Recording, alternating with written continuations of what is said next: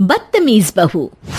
सभ्यता से भरपूर शास्त्री परिवार की इकलौती बेटी मोहिनी को बचपन में ही पढ़ाई के लिए विदेश भेज देते हैं, जहां से वो सालों बाद ग्रेजुएशन पूरी करके इंडिया वापस आती है, जो अब संस्कार, सभ्यता, संस्कृति जैसी चीजों से कोसों दूर होती है। एक सुबह मोहिनी शॉर्ट ड्रेस पहने, कानों में हेडफोन लगाए जोर जोर से इंग्लिश गाने गाती हुई घर में घूम रही होती है। सुबह सुबह भगवान का नाम लेते हैं, राक्षसों की तरह चिल्लाते नहीं। पॉप्स, आपको अच्छे गाने की बिल्कुल समझ नहीं है, सो ठीक है, चिल पिल। अरे मोहिनी, पापा से ऐसे बात करते हैं क्या? सारी तमीज भूल गई हो। ओह मॉम प्लीज, इतनी बड़ी भी कोई बात नहीं हुई, सो डोंट ओवर रिएक्ट। ऐसे ही दिन बीतते हैं जिसमें मोहिनी के तौर तरीके, रहने और बात करने का ढंग उसकी मम्मी पापा को परेशान करने लगता है। भला कोई मानेगा कि ये मेरी बेटी है? रीति रिवाज और संस्कारों से तो इसका दूर दूर तक कोई नाता नहीं, और अब तो लगता भी नहीं कि कभी होगा। अरे ऐसे कैसे नहीं होगा? लड़कियां सारे नखरे अपने माँ बाप को ही दिखाती है। ससुराल जाकर उन्हें सब कुछ करना भी पड़ता है और मानना भी। पत्नी की बात शास्त्री जी समझ जाते हैं और कुछ ही दिनों में अपने से भी ज्यादा धार्मिक परिवार में निखिल के साथ मोहिनी का रिश्ता पक्का कर देते हैं। रिश्ता तो पक्का कर दिया, पर यहाँ मोहिनी को कैसे मनाएंगे? शादी ब्याह के मामले में आटे में नमक जितना झूठ तो चलता है जी। इसी तरह एक के बाद एक तिकड़म लगाते हुए दोनों मिलकर मोहिनी को शादी के लिए तैयार कर लेते हैं और मोहिनी निखिल की शादी हो जाती है, जिसके अगले दिन से ही मोहिनी दोबारा अपने पूरे अवतार में शॉर्ट ड्रेस पहनकर घर में घूमने लगती है। बहू को ऐसे देख सास की आंखें फटी की फटी रह जाती हैं।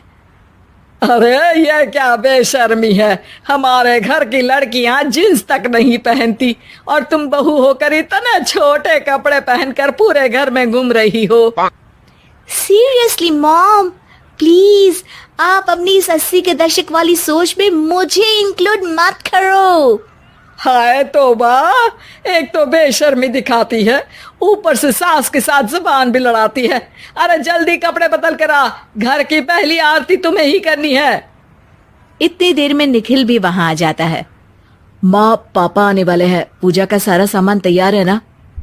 ये पूजा हमेशा मेरे बॉयफ्रेंड्स के पीछे पड़ी रहती थी और अब हस्बैंड के पीछे भी आ गई। मोहिनी की बातें सुन सास तो अपना सिर पकड़ लेती है, लेकिन निखिल किसी न किसी तरह उसे पूजा के लिए कन्विंस करके कपड़े चेंज करने के लिए भेज देता है, जिस पर पूजा खत्म होने के बाद वो एक बार फिर अपनी शॉर्ट ड्रेस में आ जाती है। बहू, ये क्या तरीका है? संस्कार नाम की कोई चीज है या नहीं? नहीं ससुर जी, संस्कार मेरा दूसरा बॉयफ्रेंड था, अब तो मेरा उससे कोई कांटेक्ट नहीं है। मोहिनी का जवाब सुन के ससुर तो भगवान नाम जपते वहां से चले जाते हैं, लेकिन सास बहू के बीच कहासुनी फिर शुरू हो जाती है, जिसे इग्नोर करते हुए मोहिनी घर से बाहर चली जाती है और देर रात घर वापस आती है।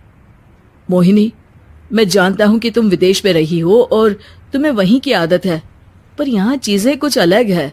अगर तुम उस हिसाब से कुछ एडजस्ट कर लो तो सबके लिए सही हो जाएगा। I am not in a lecture mood. Good night. अगली सुबह मोहिनी देर से उठकर एक बार फिर उसी तरह सबके सामने आती है, जिस पर उसकी सास कुछ बोले उससे पहले ही मोहिनी की दोस्त मोनिका और रेचल वहां आ जाती हैं। Oh hi darling, how are you? OMG, we missed you so much. I missed you too darling. Ram Ram, इन्होंने तो तुमसे भी छोटे कपड़े पहने हैं। अरे तुम लोगों के अंदर कोई शर्म लिहाज बाकी भी है या सब बेच खाई? मोहिनी, तुम्हारी मेड कुछ ज्यादा नहीं बोलती? इस पर मोहिनी की दोस्त उसकी सास का मजाक बनाने लगती है, जिसे सुन निखिल उन्हें जवाब देते हुए कड़वे शब्द सुना देता है और वो सुन के वो दोनों तो मुंह बनाए वहां से चली जाती है, लेकिन गुस्से से लाल मोहिनी वहीं खड़ी निखिल को घूरती रहती है।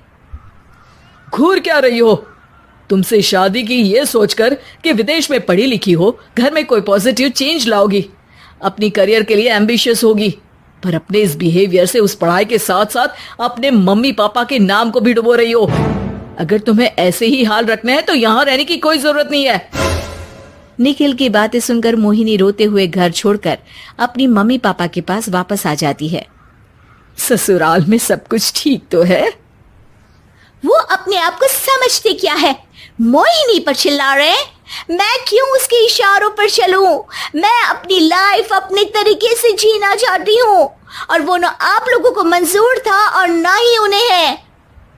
तुम यहाँ नहीं रह सकती। अपने पापा की बात सुन के मोहिनी हैरान रह जाती है। हाँ, तुमने बिल्कुल सही सुना। अगर तुम्हें अपने इस घमंड, बेशर्मी और बदतमीजी में ही जीना है तो तुम यहाँ भी नहीं रह सकती। बेटी, मैं मानता हूँ हमारे यहाँ रीति रिवाज बहुत मायने रखते हैं और हमने उन्हीं के ओवरडोज से बचाने के लिए तुम्हें विदेश भेजा था। एक लड़की जो शादी करके घर और बच्चे संभालती है, उससे तुम अपने आप को ज्यादा समझ सको इसके लिए भेजा था। तुम उससे ज्यादा समझो और बनो, पर तुम तो किसी दूसरी ही ट्रेन में चढ़ गई बेटा।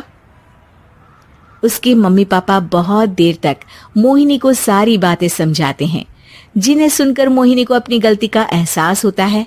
वो जॉब ज्वाइन कर लेती है और ससुराल वापस आकर उन्हें मॉडर्न बनाती है और खुद भी कुछ रिवाज सीखते हुए खुशी से रहने लगती है।